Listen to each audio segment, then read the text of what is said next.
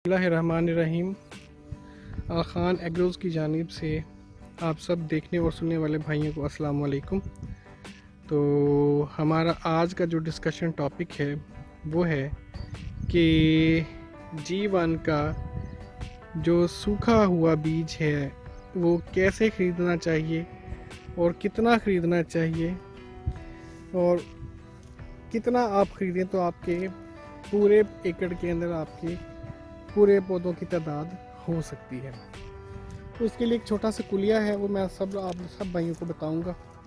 इसके लिए आपको इस शशो पंज में नहीं पढ़ना पड़ेगा कि कुछ लोग कहते हैं कि जी 8 मन ख़रीद लो, कुछ कहते हैं जी 10 मन ख़रीद लो, कुछ कहते हैं जी 15 मन ख़रीद लो जो ड्राई सीड है।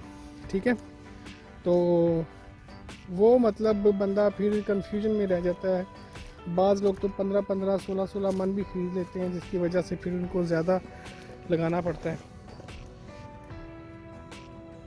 माशाल्लाह, ये हमारा जीवन का फील्ड है जी। इसके बीच में अगर आप देखें बड़े प्यारे प्यारे पौधे लगे हुए हैं और हमने ये फॉर सेल इसकी बुकिंग ओपन कर दी हुई है। बुकिंग के लिए हमारा नंबर है 0336 7350 723। तो अब हम अपने टॉपिक की तरफ वापस आते हैं जी।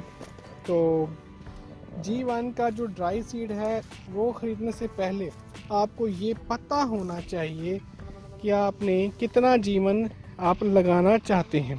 ठीक है, कितना G1 आप अपना लगाना चाहते हैं। ठीक है जी, 1 एकड़ में आपके पौधों की तादाद कितनी रखना चाहते हैं और आप 1 एकड़ से कितना जो है आउटपुट हासिल करना चाहते हैं। ठीक है, ये जब चीज़ें आपको क्लियर हो जाएंगी तो आपके लिए G1 को ख़रीदना कोई मुश्किल नहीं रहेगा। ठीक है जी, उसका ड्राई सीड। अब उसका तरीक़ेकार क्या है? तरीक़ेकार उसका ये है कि जब आपने ये डिसाइड कर लिया कि जी मेरे 1 एकड़ में 40,000 पौधे आएंगे या 50,000 पौधे मैंने लगाने हैं, मतलब वो प्लांट टू प्लांट डिस्टेंस के हिसाब से होते हैं। अगर तो आपका पौधे से पौधे का फासला 5 इंच है तो आपके तकरीबन 55,000 लग जाएंगे। अगर आपका पौधे से पौधे का फासला 6 इंच है तो आपके तकरीबन 50,000 पौधे लग जाएंगे। ठीक है जी, ये एक इसकी छोटी सी जो है ना कैलकुलेशन है। ठीक है, तो इसी तरह से आप फासला कम करके पौधे बढ़ा सकते हैं और फासला ज़्यादा करके पौधे कम भी कर सकते हैं। मतलब तकरीबन 8 इंच का या 7 इंच का फासला रखें तो आपको तकरीबन कह लें कि 1 एकड़ में 38,000 35,000 पौधे भी मिल जाएंगे। ठीक है जी, तो ये सिस्टम होता है इसका। अब हम कैसे पता चलेगा कि हमने कितना बीज खरीदना है खुश्क? तो उसका तरीक़ेकार ये है कि सबसे पहले जिस बंदे के पास भी आप जाएं बीज खरीदने के लिए, तो आप उससे ये डिमांड करें, उससे कहें कि भाई आप हमें बताएं आपके 1 किलो के अंदर कितने बीज चढ़ते हैं। ठीक है जी, अगर उसने वो कैलकुलेशन नहीं भी की हुई तो आप खुद से ये कैलकुलेशन कर लें, क्योंकि ये सबसे ज़्यादा अहम है ये कैलकुलेशन G1 के सीड की ख़रीदारी के हवाले से। क्योंकि अगर आपने ये कैलकुलेशन नहीं की तो हो सकता है आप कम बीज ले आएँ या आप बहुत ज़्यादा बीज ले आएँ। ठीक है, तो सबसे पहले आप ये देख लें कि 1 किलो में कितने बीज चढ़ते हैं। तो 1 किलो में जो बीज की तादाद है वो मुख्तलिफ़ लोगों की मुख्तलिफ़ हो सकती है। ठीक है, और मुख्तलिफ़ वक़्तों में ये तादाद बढ़ती जाती है। मिसाल के तौर पे अगर आपने आज G1 के 1 किलो बीज का वज़न किया है तो इसकी तादाद आपको और मिलेगी। ठीक है, 1 महीने 15 दिन बाद आप इसका वज़न करेंगे तो उसकी तादाद आपको और मिलेगी। उसकी वजह क्या है? क्योंकि ये मॉइस्चर लॉस करता है। मॉइस्चर लॉस मतलब वो नमी अपनी जो है वो खारिज करता है, जिसकी वजह से इसका वज़न कम होता जाता है और इसका जो है नंबर जो हैं वो 1 किलो में बढ़ते जाते हैं।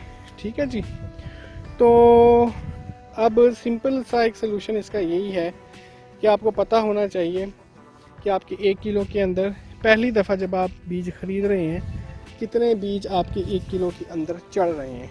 ठीक है जी, जब आपको इस चीज़ का पता चल जाएगा तो फिर आपको सही तरह से अंदाज़ा हो जाएगा कि मैंने 1 एकड़ में कितना बीज लगाना है। तो आम तौर पे क्या देखा गया है कि तकरीबन आप कह लें कि अगस्त, जुलाई या अगस्त के महीने में 1 किलो के अंदर तकरीबन 112 बीज जो हैं वो होते हैं। तकरीबन बता रहा हूँ, ये ज़्यादा भी हो सकते हैं, कम भी हो सकते हैं, ठीक है। इसी तरह से जब टाइम गुजरता जाता है तो ये बीज जो हैं वो बढ़ना शुरू हो जाते हैं 1 किलो के अंदर। उसकी वजह क्या है कि मॉइस्चर लॉस, जैसा कि मैंने पहले आप लोगों को बताया है, ठीक है ना। तो वो बीज जो हैं वो बढ़ते जाते हैं। अब जैसे ही जुलाई का महीना गुजरेगा, अगस्त आ जाएगा, यही बीज जो है 135 पे चले जाएंगे या 140 या 150 पे आ जाएंगे, ठीक है। इसी तरह से यही महीना जब आपका सितंबर में आ जाएगा तो ये और बढ़ते जाएंगे। मतलब जैसे जैसे आपका बीज ड्राई होता जाएगा वैसे वैसे ही आपकी नंबर्स जो हैं वो बढ़ते जाएंगे, ठीक है।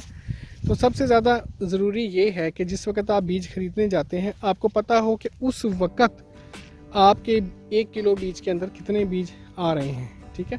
इसका आपको फ़ायदा ये हो जाएगा कि उसके बाद अगर मॉइस्चर लॉस होता भी रहे, बीज 1 किलो के अंदर उसकी मिकदार बढ़ती भी रहे, तो आपको कोई नुकसान नहीं होगा। आपके नंबर जो हैं वो पूरे रहेंगे 1 एकड़ के अंदर।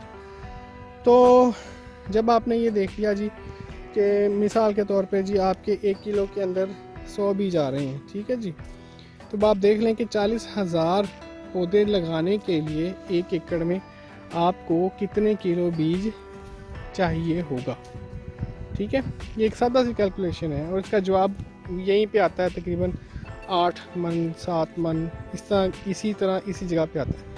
तो जब आपने ये हिसाब लगा लिया कि आपके 1 किलो में बीज इतने हैं और 40 मन के अंदर इतने हो जाएंगे, आपके 45,000 पौधे पूरे हो गए हैं या 50,000 पौधे आपने पूरे कर लिए हैं, तो फिर उसके बाद जो है ना जी आप उसके बीच में 5% उसको ऐड कर दें, एडअप कर दें उसको। मिसाल के तौर पे अगर आपका जवाब आया है जी कि आपको कितना बीज चाहिए जी, आपको चाहिए लेट्स सपोज कि आपको 50 मन चाहिए, 50 मन चाहिए, तो 50 मन का 5% होगा 2.5, ढाई जिसे हम उर्दू में कहते हैं।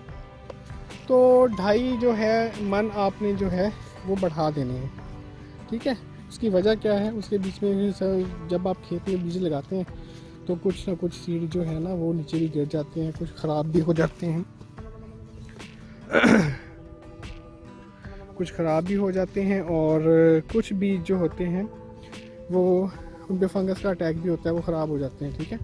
उसका कोई उखाड़ते हुए डैमेज हुए होते हैं। तो वो सारी कमियाँ पूरी करने के लिए हम ये 5% जो है ना ऊपर रख देते हैं। तो इस तरह से फिर आप बड़े सही तरीके से अंदाज़ा लगा सकते हैं कि आपके बीज कितना 1 एकड़ में लगेगा और आपको कितना चाहिए है, ठीक है। किसी के झांसे में आने की ज़रूरत नहीं है कि जी 12 मन ले लो, 13 मन ले लो जी, इतने मन ले लो, ठीक है। किसी की बातों पे कान धरने की ज़रूरत नहीं है। आप अपने बीज को खुद कैलकुलेट करें, आप अपने पौधों के हिसाब से कि आपने पौधे कितने लगाने हैं, ये सारा कुछ आप खुद देखें, ठीक है जी। जब आप सारा कुछ ही कैलकुलेट कर लेंगे तो आपको पता चल जाएगा कि मेरी इन्वेस्टमेंट कितनी होनी है, मुझे कितना बीज चाहिए है और मैं कितना बीज इसके अंदर लगाऊं तो मेरी पैदावार कितनी आएगी अंदाज़ा, ठीक है जी। तो इंशाल्लाह मुझे उम्मीद है कि इस वीडियो से आपको फ़ायदा हासिल हुआ होगा। तो अब तक के लिए इतना ही, दुआओं में याद रखिएगा और मेरे चैनल को प्लीज़ सब्सक्राइब करें, लाइक करें और बेल आइकन पे ज़रूर क्लिक करें ताकि आपको लेटेस्ट वीडियोस जो हैं वो मिलती रहें।